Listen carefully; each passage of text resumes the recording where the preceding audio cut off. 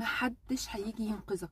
مش هتلاقي الكون بيتغير فجأة علشان مشكلتك تتحل، ولا تحصل معجزة كده والناس يقدروا ويشوفوا اللي انت بتعمله ليهم، ولا المصالح هتبطل تتعارض، ولا رتم الحياة يبطأ عشان تاخد نفسك. الكلام ده ممكن يهزمك لو واقع في عقلية الضحية، مستني بقى الدنيا والظروف والناس يتغيروا عشان انت تعيش احسن. عقلية بتورث الضعف والهشاشة.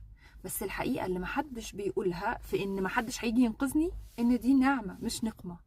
لان لو نجاتنا في ايد غيرنا هنفضل تحت رحمته، تبقى حياتك معتمدة على مزاج اللي حواليك وسعادتك مرتبطة بروقانهم. دي قمة الضعف. من رحمة ربنا بينا انه خلقنا احرار، مفاتيحنا في ايدنا احنا وبس.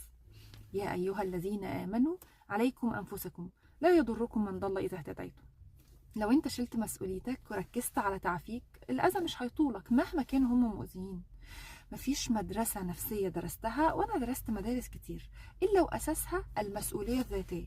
لأن التعافي والعافية النفسية قايمين على التمكين، إنك تبقى قادر تساعد نفسك تتحمل مسؤولية مشاعرك بكل تقلباتها، وتقرر تغير حياتك للأفضل. ساعتها بس حياتك هتبقى تحت إيدك مش في إيد غيرك، ومن هنا بيبدأ التعافي الحقيقي.